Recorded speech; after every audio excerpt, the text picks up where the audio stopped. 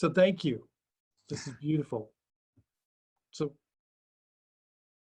what we're now going to do is I want to have a change the topic slightly. Borgo is a high-end resort destination hotel. And we now throw coronavirus into the middle of this. And when I was communicating with you last couple of weeks, what I noticed is that I expected, when I said, how are you? I expected an answer which was pretty negative. What I got was a really positive answer. And then I said to myself, well, given his purpose, why am I surprised? So I'd love for you to talk about how you guys sort of saw this thing happening and what you chose, you and the others who are running the organization have decided to do as a way of thriving versus just surviving. Yes, yes, I want to clarify it up front. We feel really, really positive. But it's not because we are not aware of exactly what is going on. We read all the analysis that are available right now, and we know at the economists and all the analytics are saying that the moment is very difficult and it's not going to get back to normal any soon. We believe that there will be no get back to normal, okay, but itself is not a problem. The problem is how do you react to it. So in order to create a parallel with what I was saying before about an individual level, the social and the collective level is exactly the same thing. So COVID-19 is here. It's touching everybody's life. It's extremely tough. The situation is extremely serious. But how do you react to uncertainty? Can weigh from fear and anxiety to resilience to optimism. You choose in which way you want to deal with it. Now, for us as an organization, I would say that we were totally equipped to deal with it in the perfect way. Because when I joined Boeing, when I joined Borgo Egnazia, the magic was the fact that my purpose was aligned with the purpose of the organization. The organization has done a lot of things in these years that we have been working together to prepare for that. And for that, I mean that we know that we are living in a VUCA world.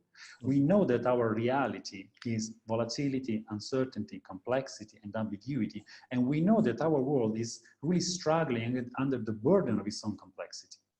So now the challenge as the face of COVID-19, but it's just one of the faces. Is, you know, we need to remember that up to a couple of months ago, you know, Australia was on fire, and we had islands of plastic floating across the oceans, and you know all the other things we know really, really well. So the situation is complex itself.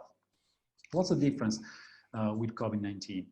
Is the scale of this change, is the fact that it's hitting everybody, and of course it's hitting in particular the travel, tourism, and hospitality industry because of the lockdown, because of the consequences. Now, there will be no go back to normal, but normal was not okay anyway. So what we are thinking about is, okay, how can we change with resilience to this situation and build a better future? We want to be part of what's going on. We need to build something better. We don't want to go back to normal because normal was not okay. And you know, it's always a bouncing between the big picture and the small picture. So we go from big consideration of humanity and the future of our community as human beings to the small things we do in operations. But we always bounce between the big pictures and the application of that. For example, we know we have a need for human touch and community. So now we rely on internet, digital connectivity for survival. But our life tomorrow will be shaped by the human touch. We need to find new form for that. We need to find better form for that. And exactly in the same way we deal on crucibles on a personal level. How do you do that? You try to understand the lesson in the difficult moment you are living. Why don't they try the same approach on the collective level? What is this situation teaching us? First of all, there are so many interesting things. The virus recognized the human being as its guest. doesn't care about nationality, doesn't need a passport to travel. We are all the same. That means we are literally all the same in this. And we know that countries and organizations where the social capital is strong, they react better to situations so catastrophic like this one.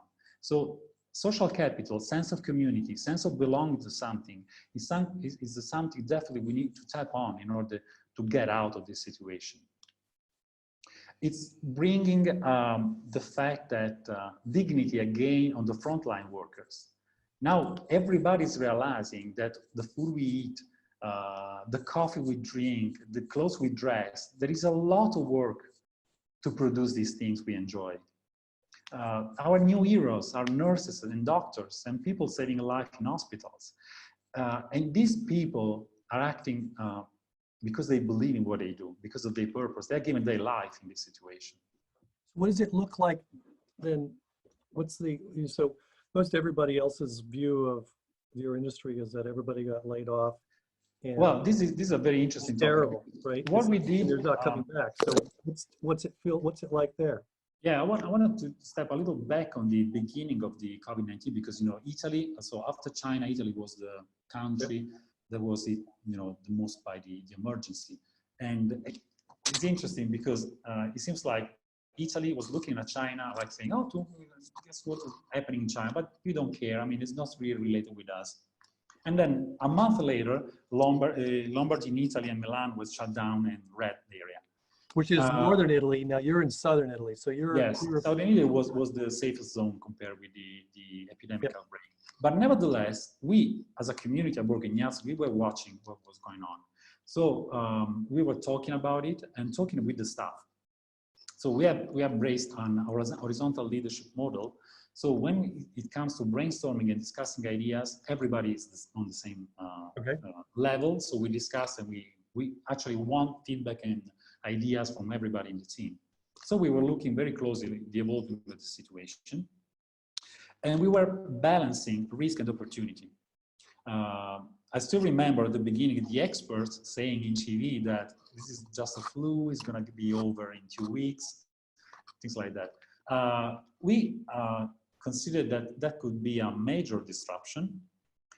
And as soon as the situation was showing all the impact was causing, we decided to drop forecasting. And I'm talking about numbers, performance, previous year, current years, and things like that, and start working since the beginning with scenarios. So we were creating these scenarios for the best case scenarios, is just a flu during 2 weeks, to the worst case scenario. So, and probably the real one is going to be somewhere in the middle between these two. So we engage in a lot of discussions. When the situation started to be really, really bad, and so all the world was pointing at Italy about like, oh, the situation is out of control and things like that, we deemed that the risk was exceeding the opportunity. So we decided to suspend operations. Also because it was not clear, even with the countermeasure from a safety perspective, were appropriate for the situation. And just want a couple examples. So even in this situation, before we decided to suspend operation, we didn't force anybody to show up at work. So the people that were not feeling comfortable, they were in a state of fear, anxiety, because they didn't want to catch the COVID-19 and things like that, they were allowed to stay home and not show up at work. In a situation, I had actually to say to my housekeeping manager, if you don't find anybody, I'll do it. Okay. Was not necessary at all because people, when we discuss about leading by example. Okay. So my people always showed a great level of commitment. But this was a way to for us to show the fact that we are all together in this. We understand the situation and we're going to deal with it together. So when we deemed that the risk was too high, we decided to suspend operation and wait for the situation to settle a little bit.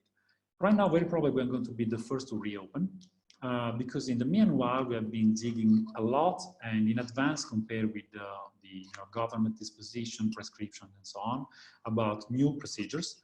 We are changing the way we are doing things, but the only thing we are changing is the how we do things. It's not the what, it's not the why. And the reason is simple. So safety is a must, but it's always been in a high-end hotel. Now it's going to be a little bit more visible, but everybody's going to do the same. So safety is going to be crucial for doing business in the hospitality industry because this is exactly what people expect. People want to feel safe. But yesterday, for example, I was watching a video about one hotel that reopened in Milan, and the solution they decided to adopt is you'll never encounter any other human being. So have your temperature scanner at the door entrance, and then you have an app on your mobile phone which is opening your room, and then you get an email or whatever you want. It is delivered to your room by a robot, so you don't see anybody. This is definitely not the direction we want to go. I don't want a robot delivering my meal in Milan. That's not at all. I might do that at Disney World. Disney World would be great, right? Oh, look, there's this little robot. But also it depends, you know, if you're traveling for work and all the things you need is just a room for spending the night and a meal, maybe it's fine. But we are doing something completely different. We consider ourselves well-being and happiness expert and pioneers. And our purpose as a company is providing our guests nowhere else experiences. Now, in this nowhere else, there is a lot which is rooted with our Apulian tradition, which involves a lot of love for the land, love for the food, and the love for the people. So we cannot go that way, and that's the way we don't want to go, because we want people to reconnect with themselves. So what we want to do is not provide an artificial safety, but helping people to go over this and develop resilience. This is a great time to spend time, it's a great moment to spend time reconnecting with your roots. So spending time on open air, enjoying the sunshine, your gardening, spending time with your family, with your friends, enjoying the meal, because the meal, for us as Italians, you know very well, it's a big deal. It's a time for the community to get together. We spend a lot of energy in choosing our raw material, preparing the food, eat it together. I'm getting really hungry as we're talking. This is not a problem. I'm like, okay, I'm ready to be there as we speak. And these are all the things we do a lot of research about, also on you know, scientific-based happiness, the importance of elements like belonging to a community. But these are the things we study in order to choose the things we want to propose our guests. We don't show this kind of thing. We want you to come to our place and feel it, and you know, smell it and taste it and savor it. If we are success, you're feeling good.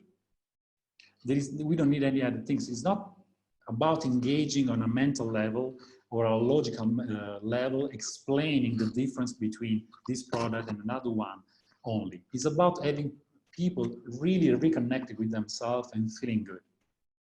And there are a lot of ideas we are thinking about that, which I'm not going to disclose right now, because you have to try them out by yourself. But this is all coming by a beautiful effort from the entire team. So the team is really getting together. One of the things we are doing right now to reconnect with our guests is reconnect not on a transactional base. We have been communicating in these months, producing content, spontaneous content. It's not done in like a professional way, having our team members sharing what they're passionate about. So the meal they like to prepare, the things that they really enjoy, having our guests exploring itineraries, manufacturing and craft something, some product, telling story tales for kids and things like that. We created this Casa Egnazia, which means house in Italian, where people can find these contents and we can get in touch. And also the emails or the phone calls we have made to our guests are just about, you know, reconnecting. How do you do, how things are going, just stay in touch. We know that, and the sentiment from our people, you know, mostly of our guests are repeaters. When all the magic we put together is really working, Borgo becomes for people the happy place. And most of the people I've been talking to, they really want to come back. You know, I was saying that we celebrated our 10th anniversary a couple of weeks ago. And we did it, of course, online in a gigantic webinar. And we just invited, you know, to talk several people, the first employee, the last one, and things like that. Great. Because, you know, we hire people based on attitude, not based on competencies. Because competence can be learned, but attitudes, we want people aligned with the values we believe in because they need to share them. We, as leadership team, we need to lead by example, but they have to lead the experience of people, or our guests. And we have just one guest that was just showing up because she has been coming to Borgo for 9 years in a row. She's an American lady, beautiful person. I mean, really, really nice person. And she said, I'm coming back. Even if I have to swim, I'll be back. Oh my goodness. So this is the type of commitment we create with people. you have created, and so this is a beautiful example of your purpose. So just tell us your purpose one more time. My purpose is I am a torchbearer, and my spark starts a fire of transformation. Okay. And my sense is this is a beautiful example of where you really have lived your purpose. And that one of the beautiful things about, there's so many very terrible things about the coronavirus experience for many people. And I don't want to take away from that, but one of the gifts is that it really means that purpose has even more of an opportunity to show up because everything else isn't purpose. And when you show purpose, purpose really does, you can taste it, you can feel it. And my sense is that what you and your colleagues have created at Borgo is a beautiful example of what happens when you lead from purpose. So I want to thank you so much for joining me today. And if anybody's listening, I'm sure we're all so hungry right this minute. So yes, I'm definitely, I gotta go eat something now. So thank you for joining me today. Thank you very much, Nick. It's been a great pleasure.